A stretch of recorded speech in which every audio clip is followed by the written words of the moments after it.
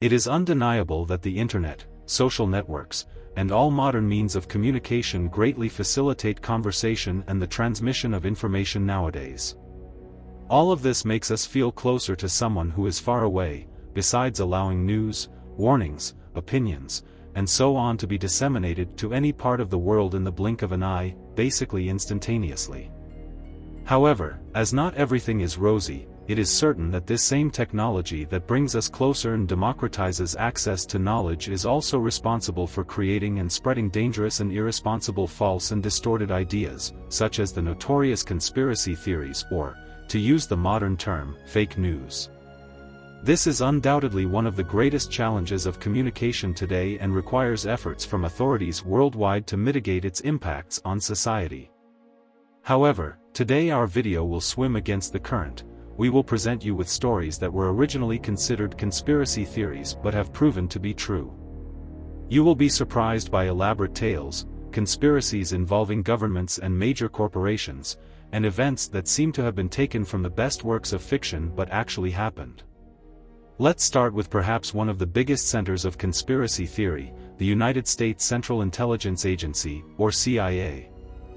The American Secret Service was established shortly after the end of World War II and played a pivotal role during the Cold War, which spanned decades after the major international conflict. One of the earliest theories about it suggested that it was conducting clandestine experiments to control people's minds, as absurd as it may sound. Years later, this was proven through documents and confessions. The project was called MK Ultra and was one of the most secretive and sinister plans conducted by the agency. It all began in the early 1950s, with some American prisoners who were still detained being released and returning to their country advocating communist ideas and causes.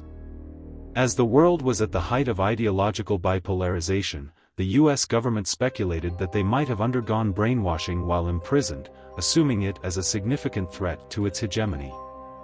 Thus, they decided to establish a massive operation to test this hypothesis, making it possible to reverse the process applied to those fighters and enable the technique's application on enemies or American citizens who opposed established convictions.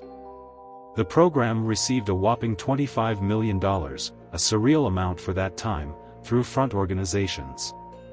The CIA utilized more than 80 institutions and researchers spread across the United States, Canada, and the United Kingdom because the experiments they conducted were simply inhumane.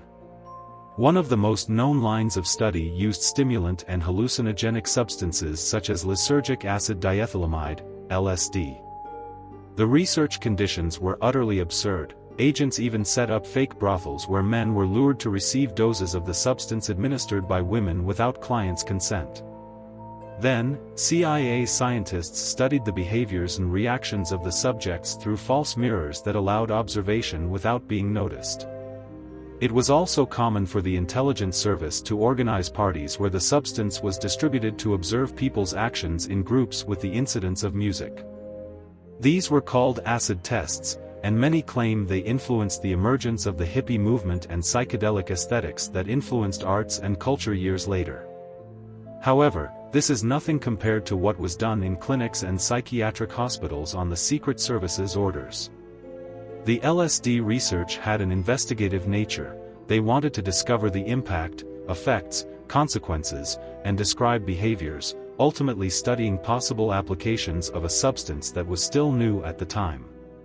But it was within medical institutions that should promote mental health that the CIA caused its greatest harm, all in the name of a pseudoscience seeking to create social control tools. The prevailing theories of the time understood the human brain as a machine, a supercomputer that could be reset, reprogrammed, and manipulated as necessary. For this, they used barbaric techniques such as sensory deprivation and electroshock to destabilize and regress people to previous states, often leaving them in a vegetative state. After that, individuals were seen as blank pages where new programming could be written. For this, they listened for hours on end to imperative phrases that induced what they needed to do, think, feel, and behave. And I don't even need to say that all of this was a failure, right? Most of the people subjected to these experiments never fully recovered.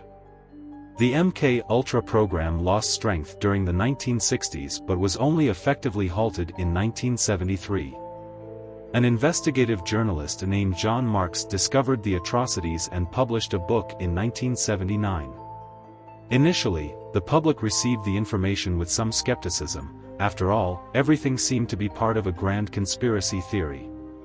However, the facts gradually gained credibility as evidence and witnesses emerged.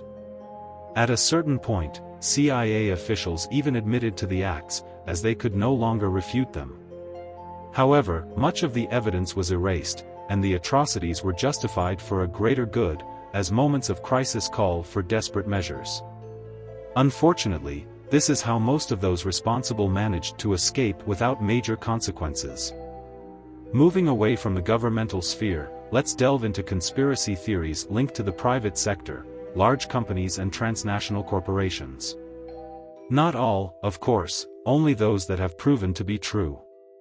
One such case involves the manipulation of results in scientific research, which downplayed the effects, impacts, or shifted focus away from harmful products to maintain sales. This was the case with the sugar industry, for example. Nowadays, we are aware of the consequences of excessive consumption of sugar-rich foods, such as diabetes, obesity, cavities, and heart problems. But it wasn't always like this. For a long time, sugar was treated as a healthy substance, and all these ailments were attributed to other causes, mainly fat consumption. The reason behind this was that sugar producers and companies producing sweets and soft drinks funded studies that downplayed the impacts of their products. This was discovered by a researcher at the University of California who gained access to documents showing that the Sugar Research Foundation funded studies at Harvard in the 1960s to claim that their goods were not harmful to health. Furthermore, a study was published indicating that 96 organizations in the United States accepted money to dissociate the image of the world's largest soda brands from the growing obesity rates, especially among children and adolescents. It sounds unbelievable, right? It seems like it was a long time ago, but this was revealed in 2016 in scientific journals and major media outlets worldwide. Something similar happened with tobacco companies, which for a long time invested in research that dissociated tobacco use from cancer incidents. But there was something even more striking and worrying with companies involved in the extraction and sale of fossil fuels, especially oil and natural gas. Here, instead of suppressing the health hazards, information about the global implications of using these energy sources was manipulated. Starting from the 1970s, major companies in this sector heavily invested in research investigating climate change. However, their interest wasn't to discover the truth but to conceal it by paying for results denying that global warming was caused by human actions. Their investments went further. They also participated in meetings of world leaders and sabotaged protocols aimed at reducing greenhouse gas emissions, all to maintain their businesses and increase profits. This persisted throughout the 1980s, 1990s, and 2000s, being admitted for the first time in 2007. However, the results of years of denial had their price. Many still reject the connection between fossil fuels and global warming. As a result, the impacts on our planet have been catastrophic and are being felt by us, as well as future generations. Our next theory to be debunked sounds like an urban legend. For several years, the sudden disappearances of Japanese citizens were attributed to alleged abductions by North Korean spies. Between 1977 and 1983, hundreds of people vanished mysteriously without cases being explained, leading them to be relegated to the neighboring country's dictatorial government. The Korean government denied the accusations, leading these stories to be discredited, literally considered legends akin to those parents tell to discipline their children. Imagine the surprise of Japanese citizens when, in 2002, former leader Kim Jong-il, predecessor of the current despot, admitted that agents from his country had indeed abducted some citizens from the land of the rising sun. At the time, the Kim dynasty representative acknowledged 13 such cases, but the Japanese government countered, saying it recognized at least 17 occurrences. On the other side, the populace, now aware it was true, raised hundreds of hypotheses that could be attributed to this cause. However, only 5 people were able to return home, and it remains unknown what happened to the others. Japan demanded answers, but communication between the countries is complicated, especially after the change of government. The main reason this theory was discredited for so long is that there was no apparent motive to justify the acts. The main possibilities raised are that the young were taken to teach Japanese in espionage schools, while the older ones were chosen to have their identities stolen. However, none of this has been confirmed by official sources. Speaking of conspiracy theories that seem more like urban legends, what if I told you a story involving graves being dug up for secret government research? You probably wouldn't give me much credibility, right? But that's exactly what happened with Project Sunshine. It was a study commissioned by the Atomic Energy Commission, the Air Force, and other American institutions that wanted to investigate the impacts of radioactive fallout on the world population. It's a noble cause, isn't it? Well, not really, if ethical requirements had been minimally followed. In the early 1950s, U.S. authorities began to worry about the effects of increased radioactive particles in the biosphere. We can't forget the significant events that ended World War II, along with all the tests conducted by major global powers during the Cold War, each trying to prove their superiority. Consequently, tons of radioactive particles were artificially dispersed across the planet, potentially causing unprecedented impacts. The immediate effects, both disastrous from detonations and from simple direct exposure, were already known.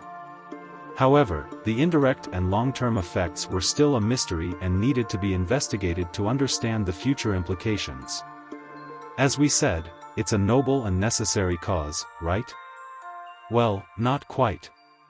The problem lay in how the study was conducted. The best way to test the long-term effects of radiation would be to analyze the accumulation of potentially dangerous material in human tissues, especially the harder tissues like bones. This would be feasible in samples from people who had died some time ago, were buried, and likely were contaminated or had minimal contact due to tests conducted in the area. However, as you might imagine, the researchers and others involved in the project preferred not to deal with the bureaucratic procedures of submitting the study to ethics committees and obtaining family authorization. They chose a shorter route. They simply violated graves and tombs to conduct their investigations. It sounds like a horror movie, I know, but unfortunately, it happened. The case came to light about 3 years after it began, causing shock among the population and some scandal. But as we've seen in other theories here, apparently, the ends justify the means. That's all for now, folks. Until next time.